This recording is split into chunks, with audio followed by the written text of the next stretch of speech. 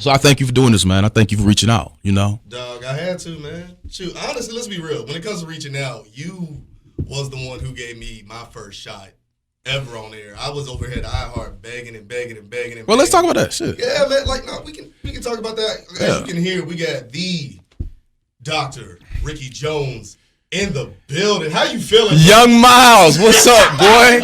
You gonna come a long way. You ain't so young no more, bruh. Oh man, we still young. We 33. 33 is like the new 21. You were a baby Negro back in the day when me, you, and 12. I was just really like right now. I know the difference between poor, broke, and I just ain't got it. So I'm on that. I just ain't got it right now. You feel me? The semantics of being broke. There's levels to it, man. And my favorite thing about you is there's levels to how people take what you say. Yeah. I think it's so funny that we live in a day that screams cancel culture, cancel culture, cancel culture. And yet we find those same entities constantly trying to silence voices like you. So what is going on? Come on, man. you know what's going. First of all, let me be let me one say this. I'm very, very proud of you. It always does my heart good to see, you know, young or younger brothers doing well in spaces where you really ain't seeing that many black folk. When you look at media, you know, whether it's radio or television, these days there's very little black owned media. And so there are very few black people in these spaces, right? And so if you do find some black folk in these spaces, quite often, some of them, they want to close the door behind them. They very, I call them like they got the Highlander syndrome. You remember that old movie? There can only be one, right? And so it can be very, very difficult. It's like they're comfortable having this Ruby Bridges experience where they're the only person there. That's not you. So when you came on with me and our brother 12, Mr. FTC, shout out to 12. We were doing the Ricky Jones show with 12, and we brought you in. Look, it was great, you know, until that band kind of got broken up and life got in the way, and I had to certainly. Well, yeah, having three black men on the radio in Louisville, Kentucky, yeah, that was tough. But you know, man, it was too much for me to keep up with. Radio, writing, working, you know, raising my daughter, everything. So I certainly had to step away from that. But the fact that it opened some doors for you to do this, and things come full circle.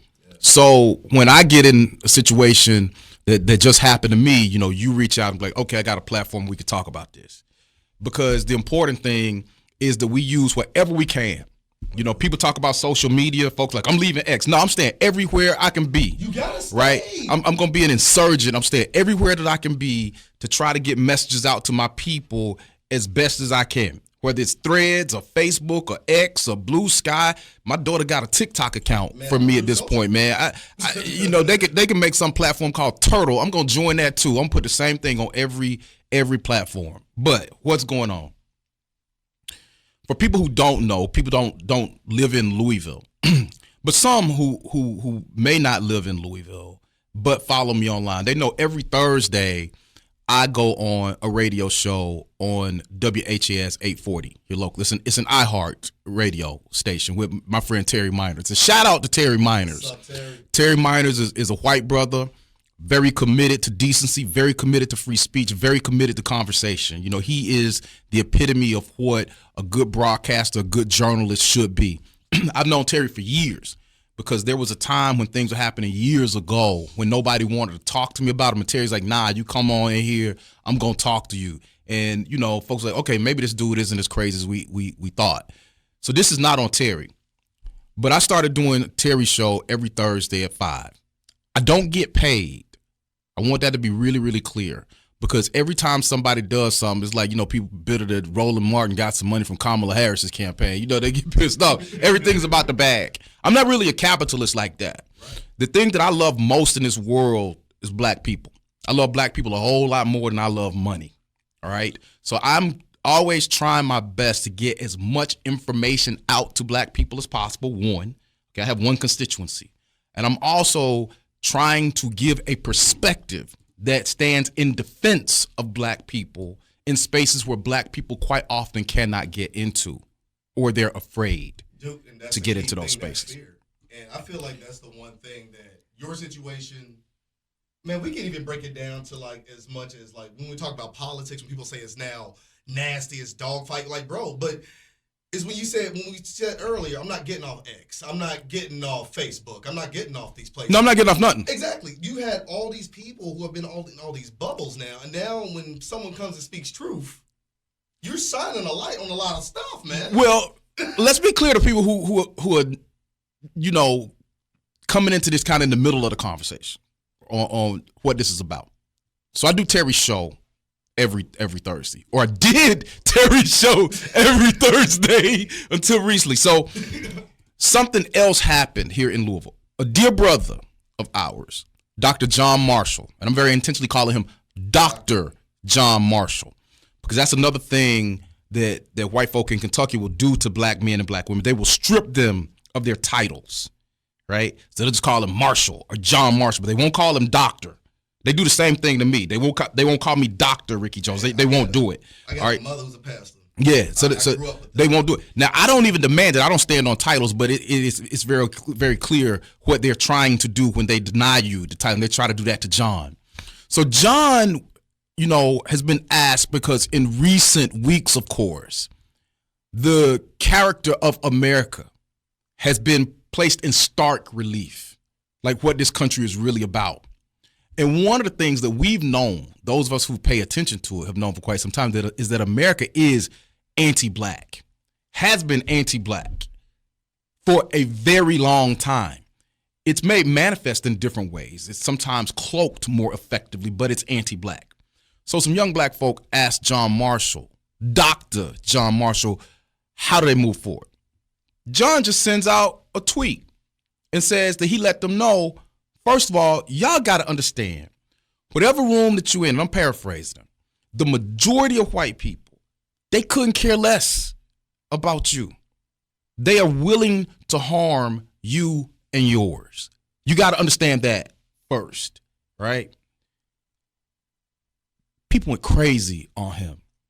So you had about a dozen white legislators who immediately come together, all right, sign an official document calling for his job, said that he should either resign or he should be fired by Jefferson County Public Schools. Now, keep in mind, John Marshall been the chief equity officer or diversity or whatever you want to call it these days, because they got all these different names. I mean, I don't know how many names they're going to put on it, right? Diversity, equity, belonging, you know. Yeah, I mean, they want to change all these names because what white people in Kentucky have made clear, we don't want any work that is being done for the benefit of black men, women, or their children. We want that work gone. We want it gone from K through 12 schools, and we want it gone from colleges and universities in this state. They called for John Marshall's job. My belief is this, Miles. You don't leave black men and women out there by themselves who trying to do decent work. John been working on this for literally 12, 13 years. 12 years a slave. John been out here struggling. He been fighting like a dog. I call these people what they are. I said, these people are white supremacists. This is what they are. And I explained white supremacy to them. And I've been saying that Kentucky is a white supremacist space for years. And folks get upset when I say that without even listening to the definition. I'm not talking about the Ku Klux Klan or these white nationalists marching through Charlottesville talking about Jews will not replace us and all of this stuff. You see them coming from a mile away. They're not the most dangerous white supremacists. What the most dangerous white supremacists are people who, because of their race, think they are the only ones who have the right to know, think, and decide. What do I mean by that? They get to know what the real problems are. They get to think about what the options are in solving those problems, and then they get to decide what to do about it.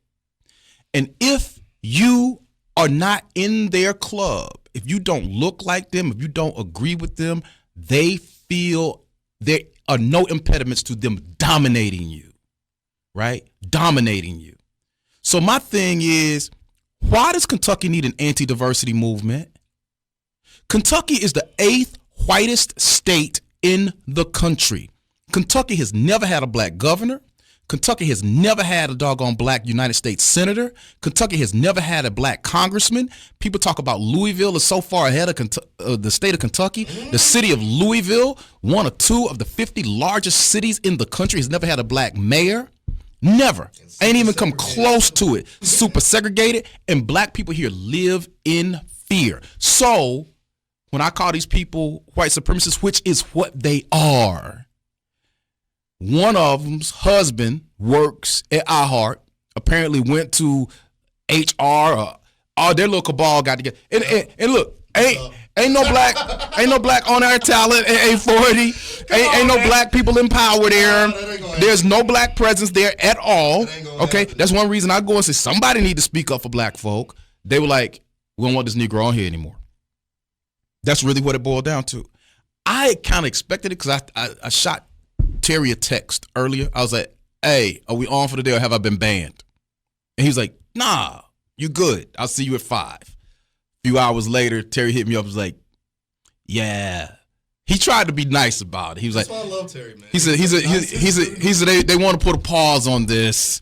Try to figure some things out. In other words, you've been banned.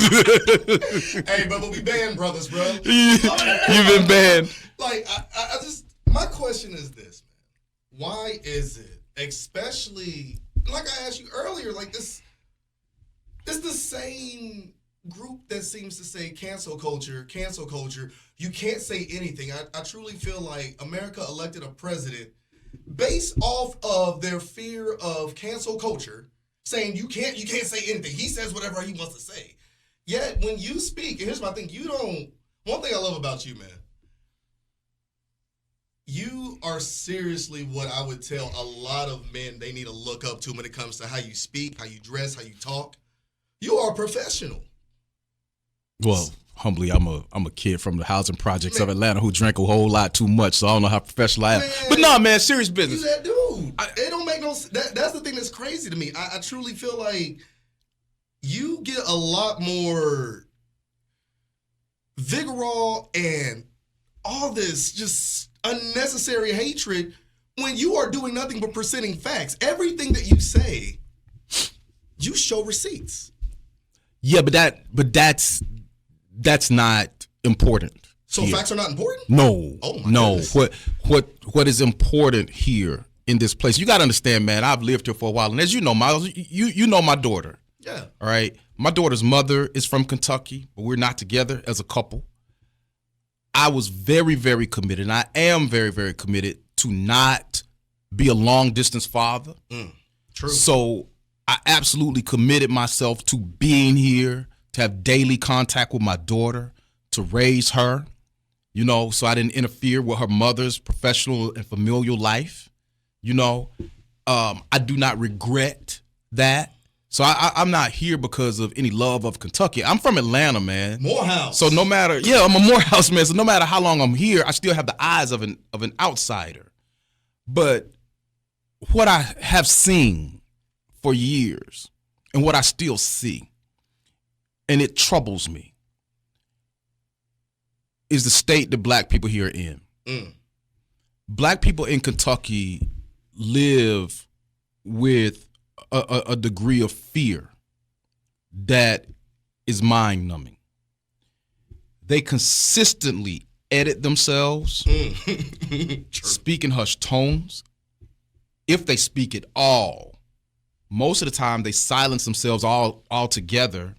And I understand that fear. It's warranted, right? I'm guilty of that a lot. Because people are socialized here in that way because black people here have no decision-making power. Facts. They have no decision-making power. One of my frat brothers said to me, man, he said, look, you got to understand, bruh, in some spaces, some of these black folk, they don't want to be free. They've been so oppressed that they don't even have any concept of what true freedom is, what true equality is. They just want their masters to be nice to them.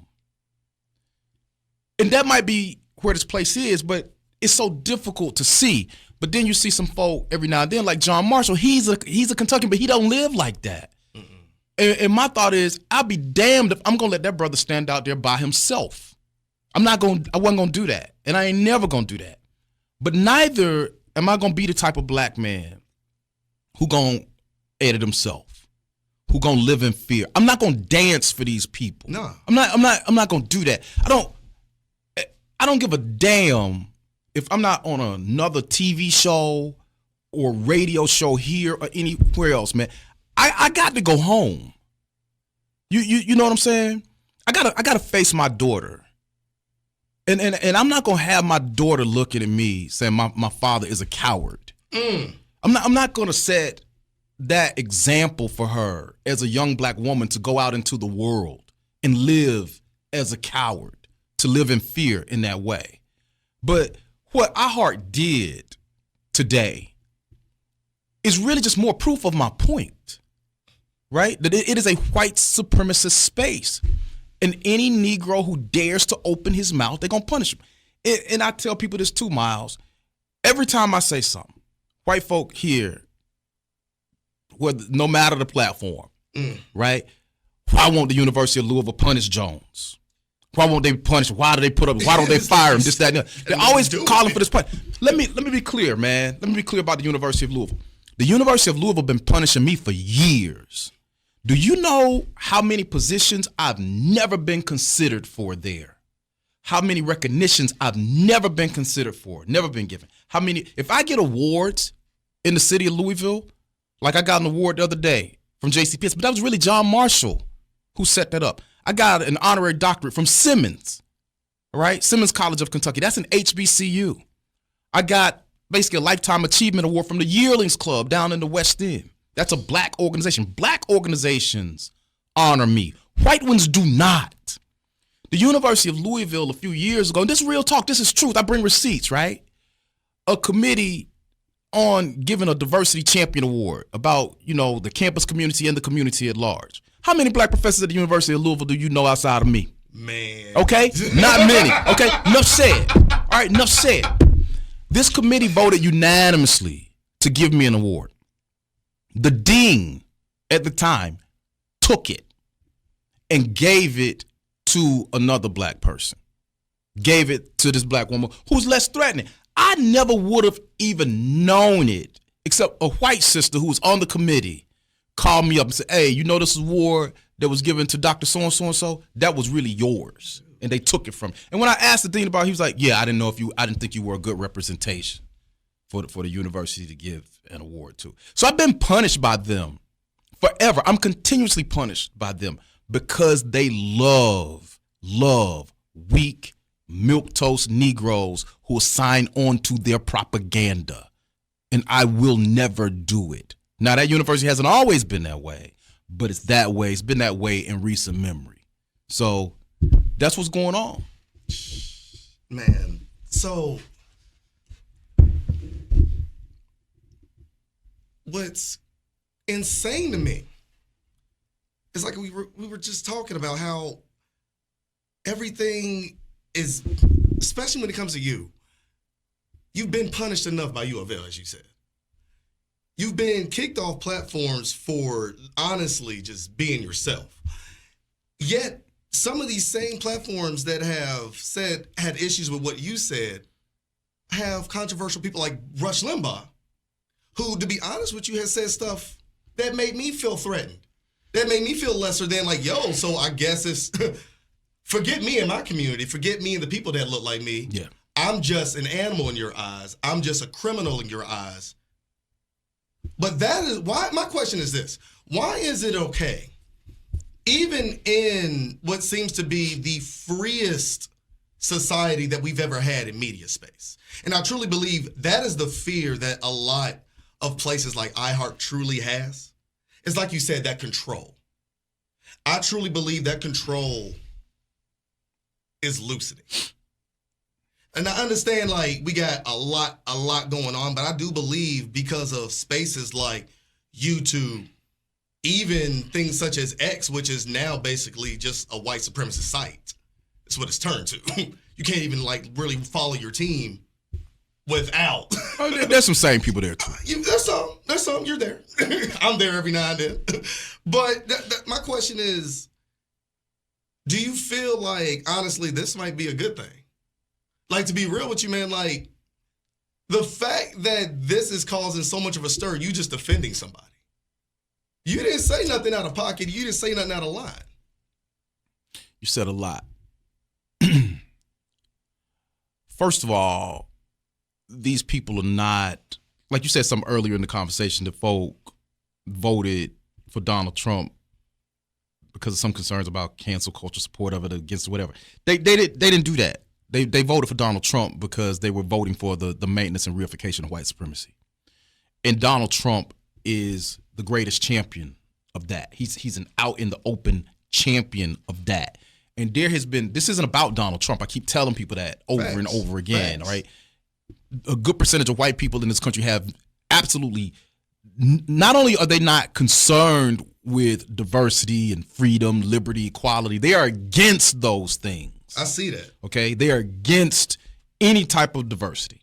They are against any type of equality. They are very, very committed to the belief that this country was founded, even though they stole it, that this country was founded by them, for them, and it should still be theirs to do with as they please, and everybody who is not them should just be happy to be here, bend the knee, and go along with whatever they say should happen. Okay? This is not about iHeart either. I mean, in the grand scheme of things, man, to hell with iHeart. In the grand scheme of things, right? That's just a piece on the board. It's not the board. Facts. Right?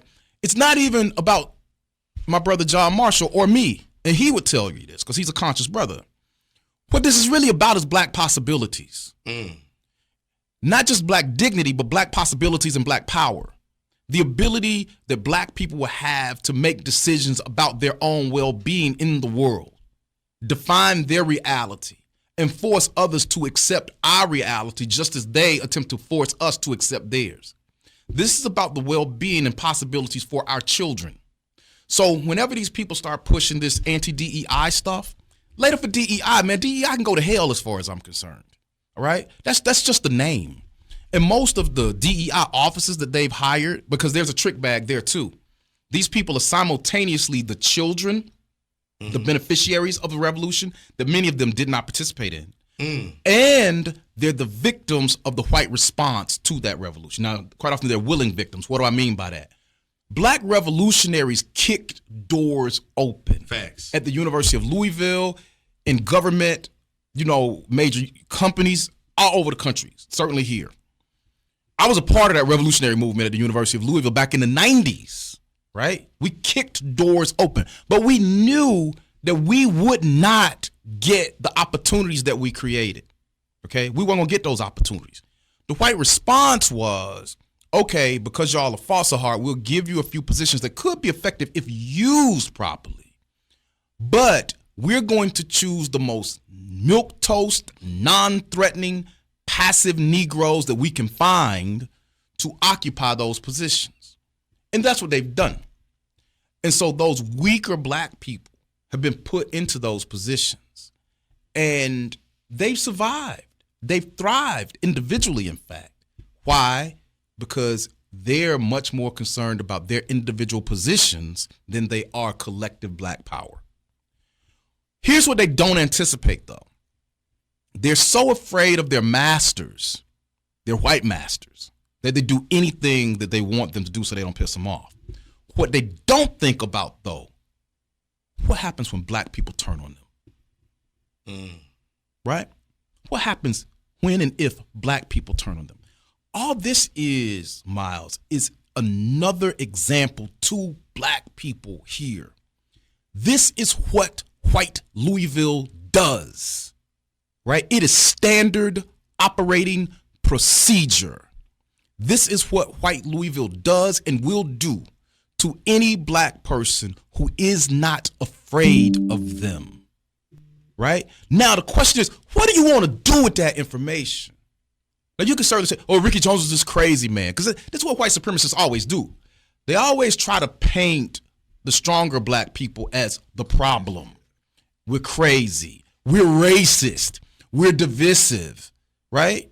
I don't worry about those names being called, right? One of those legislators, well, adults don't call names. I'm not calling your name.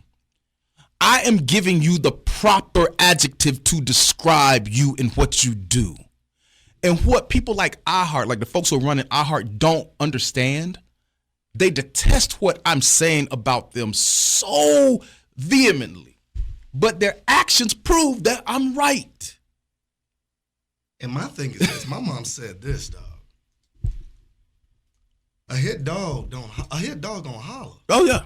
So this has always been my whole issue when people take issue with what you're saying.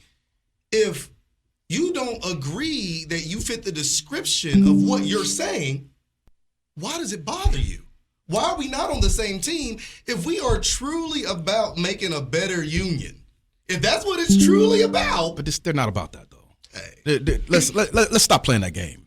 You know, people have to stop playing that game, and folks need to stop all that. You know, we agree on more than we don't. We all want the same thing. No, I don't want the same thing as these people.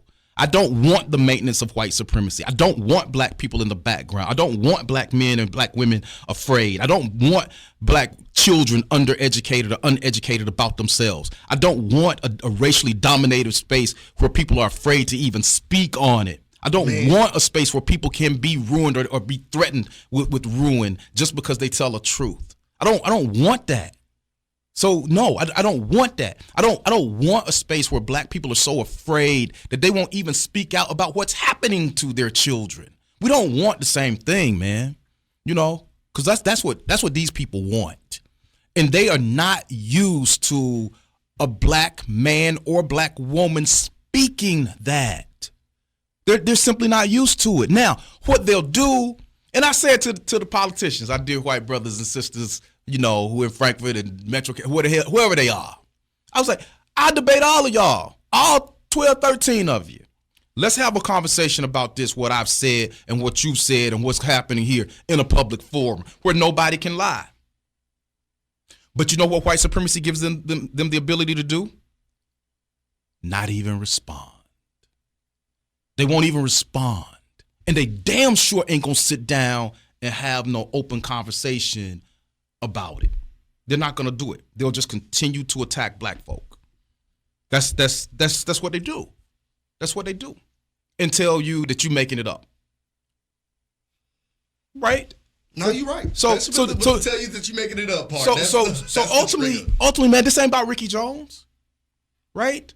This is not about Ricky Jones. If it wasn't me, it would be somebody else. I just wish that there were more Ricky Joneses, more John Marshalls. Because you think about it, Miles, this real talk. How many black people in this town do you know of that don't edit themselves and ain't running around here scared? Oh, no, we all code switch. Right.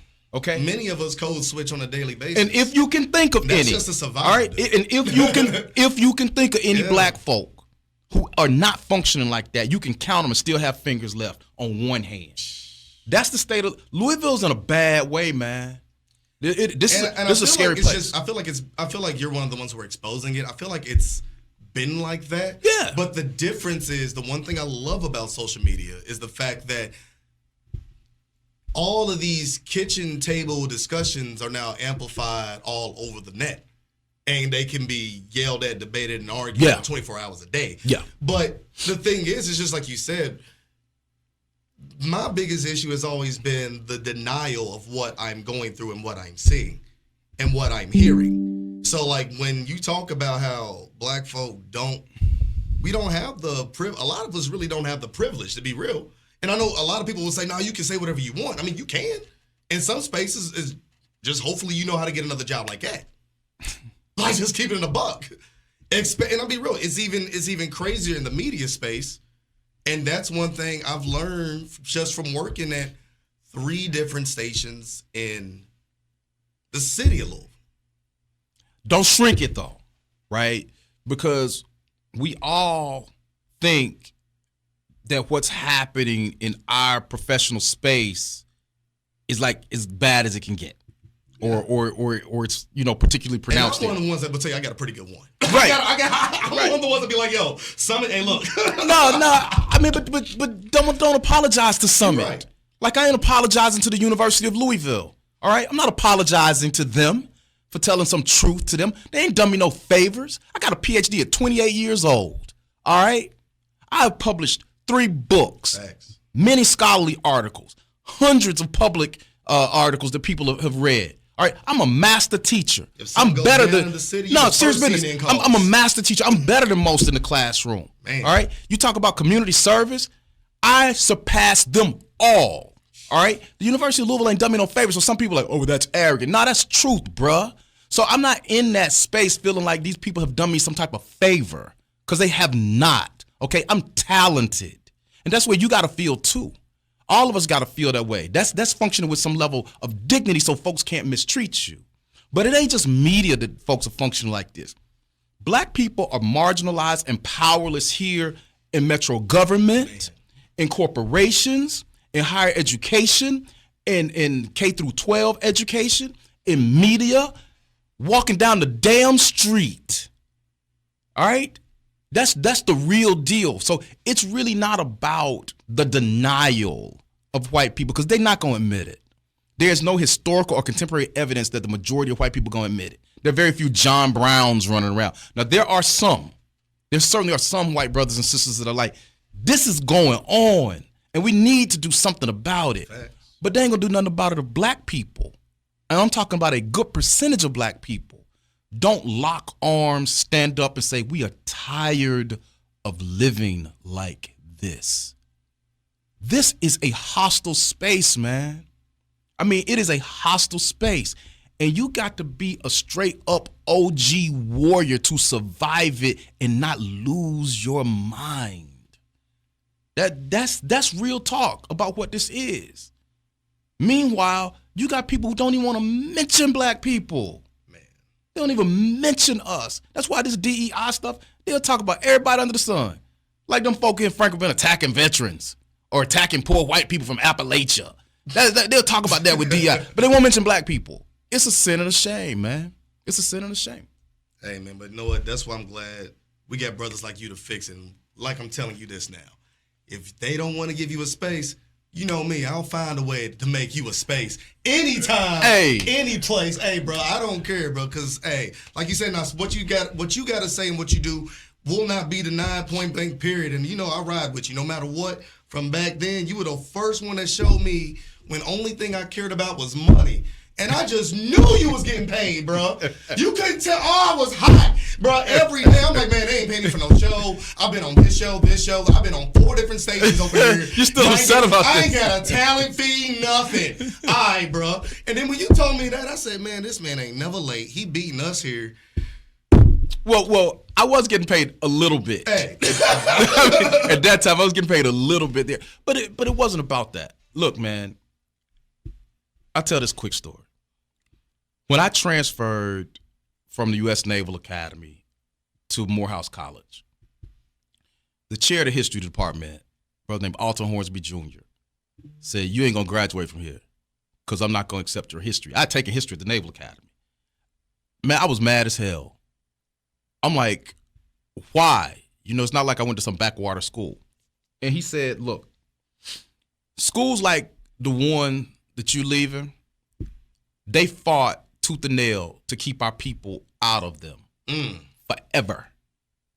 And now the few that they do let in, they miseducate you so badly that you're virtually useless to our people.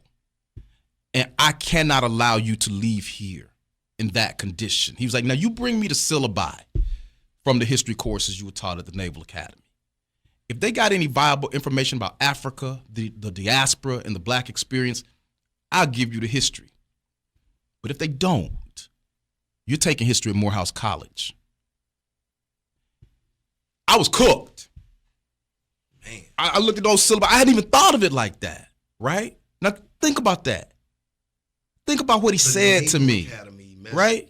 Think about what he said to me. He said they fought to keep us out. And the few that they let in, they miseducate you so badly that you're virtually useless to our people. Everything that I do, every word that I say, everything that I write, every radio show that I do myself or I participate in with somebody else, every television show, everything that I do is intended to educate black folk, okay? So that they leave that encounter with a little bit more knowledge and in better shape to defend themselves and know what they're going through than they had when they came into it. That's everything that I do. It's everything that I've always done. It's everything that I will do. I come out of that tradition, man. I'm a Morehouse man, right? Julian Bond, Maynard Jackson, Martin Luther King Jr., Samuel L. Jackson. I mean, that's a proud tradition. Raphael Warnock. We're all Morehouse men, all right? That's the tradition that we come out of. I was born in the congressional district where John Lewis was the congressman, right? I come out of that tradition. And so I'm going to pass that on. The question is, how many people going to accept it? Because it's a load. It's a load. And so I appreciate people like you and others. I mean, it's amazing how many people have reached out like, hey, we want to talk to you about this. Because what I've been telling you is real. It is real. And don't let nobody tell you that it's not. Black people here, like Kenneth Clark said in Dark Ghetto, they are subject people living in a state of social isolation, political powerlessness, and most of all, they fear their former masters. I mean, let me say that again. Black people here, like Kenneth Clark said in Dark Ghetto, he wrote that in 1963, are subject people who live in a state of social isolation, political powerlessness, and most of all, they fear their former masters. Now, anybody who got a problem with me saying that, that's a you problem. Because I ain't gonna dance for you. I'm not gonna bite my tongue for you, right? I'm not gonna do that because I'm just telling you the truth. And if I'm not, disabuse me of that. Disabuse me of that notion. Because you see what's happening to black people here. Black people here are in a state of emergency. And it would be acknowledged that it's a state of emergency if it was happening to anybody other than black people. Oh, facts. So Facts. I love you for having me, man. Hey, bro, trust me. Like I said. No doubt. This ain't going to be the last time you hear the Ricky Jones show here on 103.9. Oh, this is the Ricky Jones show now? No, my bad. Hold up. That was my fault. That was the old one. That was the old show. The House of Jones. Oh, now it's a House of Jones show. The House of Jones, baby. The House of Jones on 103.9 The Groove. Make sure you like and subscribe, and trust me, we going to find a way to have you on more than once, because, bruh, dog. Hey, but can I ask you this? Yes, sir. Are y'all gonna pay me? Hold on. Let's give it up. You know, Dane, Skippy, I'm working on that right now. Nah, man. Look, no. Look, you don't. Seriously, you don't need to work on that, man. Because anything to help you out, anything to help our people out, I don't need no money for it. You know, I really don't. It's enough just to hang with you again, man. I'm very, very proud of you. I know, man. I ain't seen you in forever, but I feel old. Well, you are getting old, boy. Your knees gonna start creaking pretty soon. Bro, they already doing it. I'm on like Cosamine right now, bro. Dog, this is a new world. I can tell I knew it was gonna snow today. Wow, you like an old dog or something. Bro, I don't like it. Hey, man, but quick message to our people, man. Yes, sir. Y'all need to be encouraged. You know, you need to be encouraged. I'm talking to black folk in particular. Any of our white friends who are out there, I mean, our serious white friends. Because if you got any white friends that cease being your friend because you tell them the truth about racial struggle here in this city, in this state, in this day, at this time, if you lose them because you speak that truth, man, they weren't your friends. Okay, they were not your friends. You got to let them go, right? But I'm encouraging y'all. You can be a grown man. You can be a grown woman who stands on truth and really, really tries to carve out space for our children to enter into with more humanity, dignity, and possibility. We ain't trying to take nothing from nobody. No. Okay, we ain't trying to take nothing from nobody. We're not trying to establish black supremacy in the place of white supremacy. We're trying to establish equality So I'm telling black people, have hope. You can stand up and lock arms and speak truth and live. That's the key. I mean, you can do it. You can do it. Y'all just know that. Y'all just know that. I mean, I love you. I wish black people loved themselves as much as I love them. Man, and that's real love, dog. And it's all love right here on the House of Jones on 103.9 The Groove. Make sure you like and subscribe.